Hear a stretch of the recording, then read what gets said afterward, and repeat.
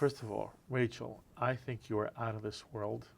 Thank I you. love the work you've done. I thought you were terrific in House of Cards. I adored you in Manhattan, and that's the Thank first time I you. really understood who you were. Yeah.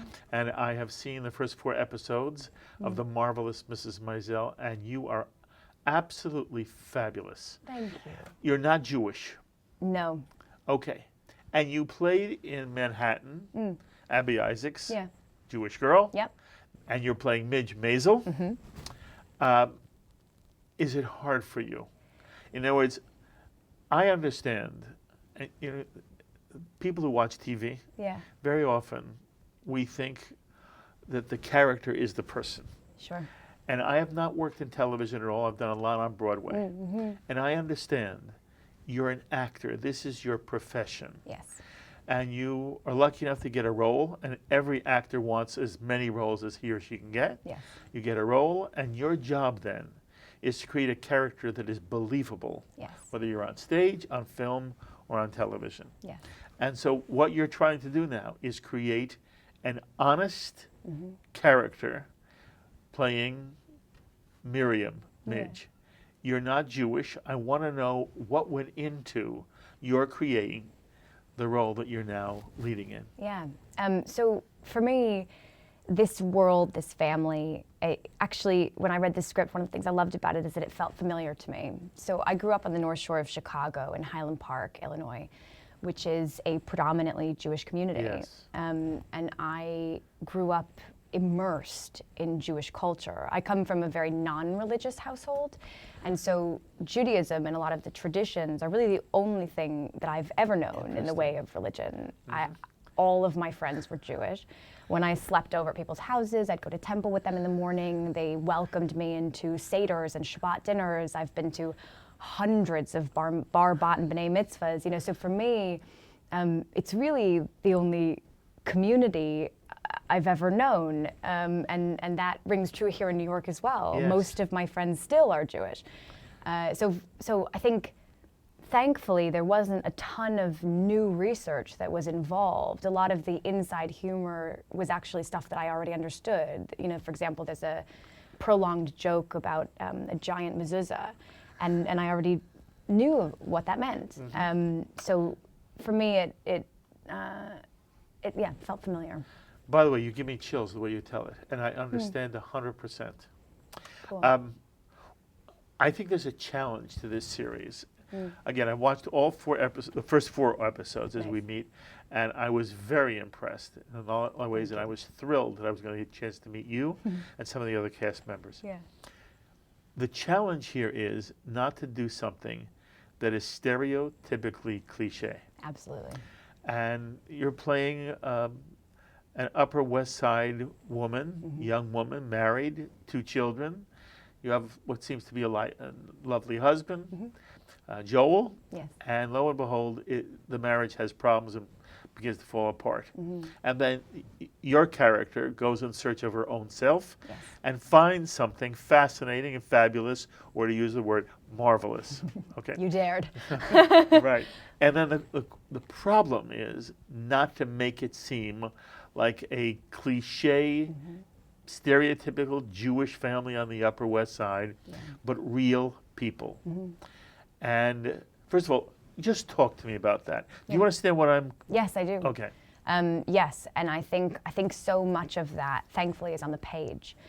This is a world and a family dynamic that is very familiar to Amy. Yes. And so she's writing what she knows, and that's, I think, what helps it feel authentic and not cross into that caricature territory that can be so detrimental to a community that is largely not represented on camera, on screen this way.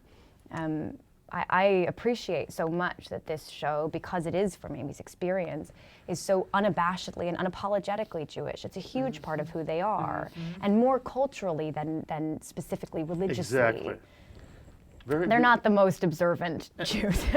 Most Jews are not that observant, but they have a strong sense of Jewish identity. Exactly. Yes. You grew up in Highland Park. Your parents, what were they like? My mother, I'm one of 3. And my mother worked while she had me. She worked in an apartment complex, running a luxury apartment building, or series of buildings. And after the second, she stayed home with us. And my dad was the vice president of the international department of a children's book publishing company. So, you know, my mom's half British, she's British, so I'm half British. She's fully British, very British. Yeah, but there was a big, lot of pressure on academics, but my family's also very athletic. We grew up playing sports. I snowboarded and wrestled. And when did you decide you wanted to make acting a career? I think in high school. I think I would have decided it sooner if I knew you could. It wasn't something I thought of as a career. It wasn't a doctor or a lawyer or a psychologist or, you know.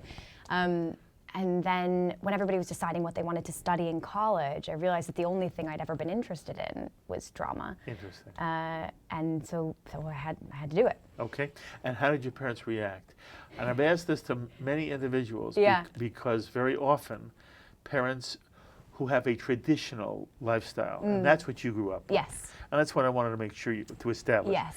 Very often when many kids in high school dream of being on the stage. And then at some point, the dream morphs. Yes. And they become psychologists, and they become doctors, and they become whatever. And then there are those like yourself who, pursue acting, pursue the field of theater, and then are successful. And at one point, you had to tell your mother and father, this is what you wanted to do. Yeah. I want to know their reaction. They were horrified. They, they just didn't want me to suffer, like good parents do. Yes. They didn't want me to pursue an impossible dream. And I was good at other things. I was really academic. I enjoyed writing and the sciences, and I think they just were like, please do something else. But I'm really grateful to them actually because they weren't quick to jump on board. They kind of told me to prove it.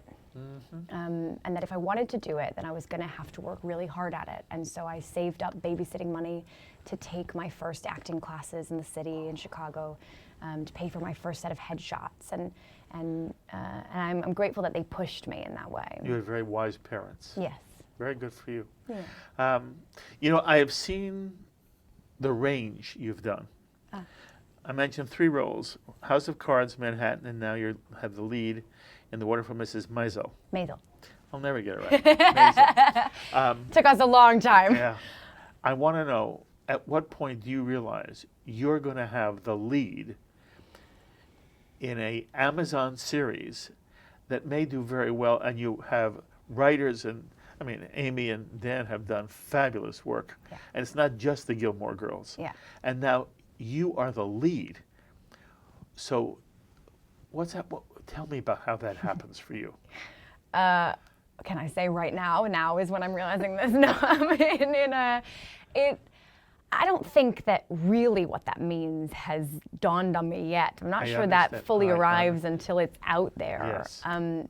But there was a welcome level of added pressure to carrying a show, literally in this show, in the sense that she talks a lot.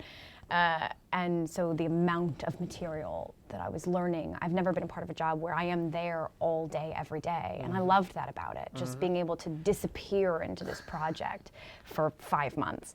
I still have to return a lot of unanswered emails.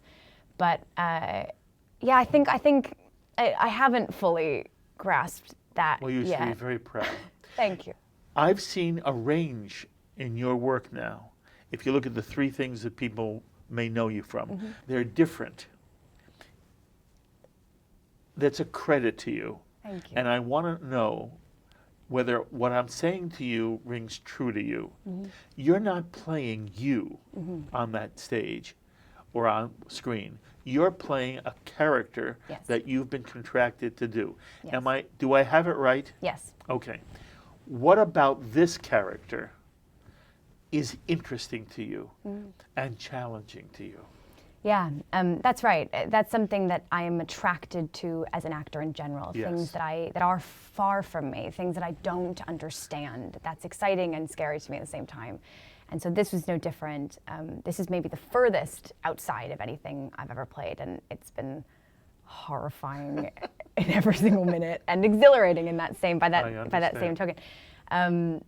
I think the thing that attracted me to this character the most is that I realized at some point while I was reading this script that I have almost never, maybe never, read a character that is so unapologetically and genuinely confident. I've certainly never played one. Yes, by the way, I'm so glad you mentioned it because I meant to say to you, Yeah. you know, the character you played in Manhattan Yes. evolves Yes. and in the end makes some very powerful decisions of her own. Yes. In the very first couple of episodes of Manhattan, your character makes very powerful choices. And I don't want to give everything away, but you'll know what I mean. Yeah. The scene in front of the apartment with Joel Yes. is fabulous. Thank you. And it's way ahead of its time. Yes. And in some way, even now, Rachel, Yeah. it's ahead of its time. Yes. And again, people shouldn't think, oh, you know, that is Rachel. At the same time, I wondered, given what I've seen, whether there's anything fulfilling about you as a person to play that kind of woman in a drama or in a comedy series. Yeah, well, I think something that I share, I think, with these women that has been an access point for me is that I think we're all resilient. And I like to see resilient women on screen because I know so many extraordinary and resilient women, and there are shamefully few represented still in film and television.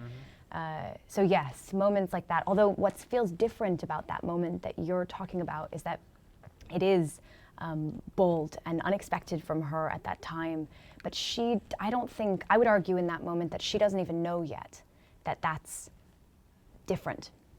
She doesn't know yet. She hasn't yet gotten that far in her processing of what it means to be a woman in this world and what's expected of her and how she feels about it. Yes. She's just following her heart. Oh, you play that brilliantly. Thank you. We understand that this is a human being Yes. learning as she goes. Yes. And that's wonderful. Well, again, you do everything Thank in a you. marvelous, marvelous way. I wish you all the best. Thank you very Again, much. I wanted to meet you. I'm in love with you. Thank I think you. what you do is fabulous. Thank you. I wish you all the best, and sometime maybe we'll get a chance to meet again. I would love that. Thank you, Rachel. Thank you. This was such a pleasure. Thank you. Thank you.